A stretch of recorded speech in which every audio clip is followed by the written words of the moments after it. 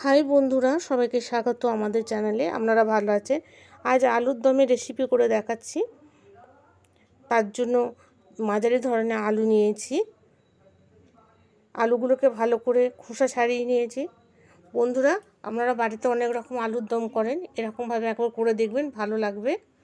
কড়াই সরিষার তেল দিয়েছি, পাঁচ ছ চামচ দিয়ে আলুগুলো ভালো করে ভেজে নিচ্ছি।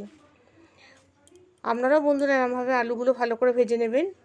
দেখুন বন্ধুরা, ভালো করে ভাজা হয়ে গেছে। আলুগুলো তুলে নিচ্ছি।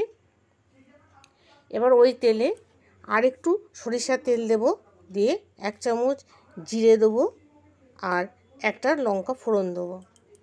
ফোড়নটা যখন হয়ে যাবে তখন 4-5 চামচ রসুন ভালো করে থেতো করে দিয়ে দেব। রসুনটা একটু ভাজা ভাজা হয়ে গেলে 2টো টমেটো কুচি কুচি করে কেটে দিয়ে দেব। দেখুন বন্ধুরা, বাড়িতে আপনারা অবশ্যই করবেন। রুটি, পরোটা, লুচি, পোলাওর সাথে খুব ভালো যায়।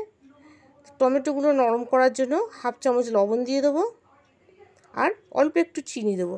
আপনারা চিনি দিতেও পারেন, নাও দিতে পারেন, তবে চিনি দিলে একটু খেতে ভালো লাগে। টমেটোগুলো ভাজা ভাজা হয়ে এসছে, তখন 1/2 চামচ হলুদ গুঁড়ো দিয়ে দেবো, 1 চামচ আদা বাটা দেবো আর 1/2 চামচ জিরে গুঁড়ো দেবো।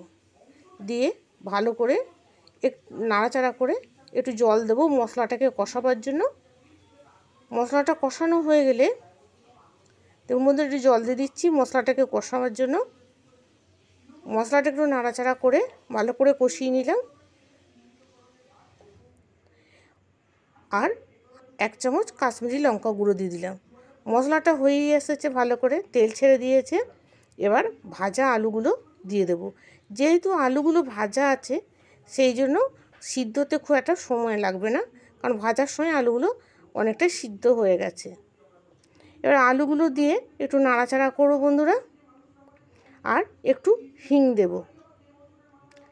হিং দেওয়ার পর নাড়াচাড়া করার পর জল দিয়ে দেব ওটা সিদ্ধ হওয়ার জন্য। আর ধনেপাতা কুচি কুচি করে কেটে দিয়ে দেব। বন্ধুরা, বাড়িতে আপনারা অবশ্যই করবেন, দেখবেন কত ভালো লাগবে। রুটির সাথে, পরোটা, লুচির সাথে খুব ভালো যায়। রেসিপিটা যদি পছন্দ হয় তাহলে অবশ্যই সাবস্ক্রাইব করবেন, সাবস্ক্রাইব করতে ভুলবেন না। একটা লাইক করবেন, লাইক করলে পরে আরও ভিডিও করতে উৎসাহ হব। আর অবশ্যই সাবস্ক্রাইব করবেন, কমেন্ট করবেন, আমাদের মতামত খুবই গুরুত্বপূর্ণ। আর শেয়ার করবেন, শেয়ার করলে সবাই জানতে পারবে। আর বাড়িতে অবশ্যই একবার করবেন। দেখুন বন্ধুরা, এটা ফুটে এসেছে, কিছুক্ষণ ফোটার পরই এটা হয়ে যাবে।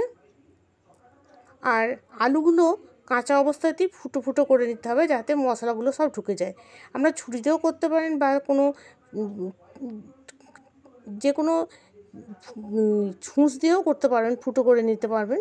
দেখুন হয়ে গেছে। এবার কাশ্মীরি মেথি দিয়ে দিচ্ছি, দিয়ে নামিয়ে নেব। বন্ধুরা অবশ্যই করবেন, ভালো থাকবেন, সুস্থ থাকবেন, আর বাড়িতে অবশ্যই করবেন। আর সাবস্ক্রাইব করতে ভুলবেন না।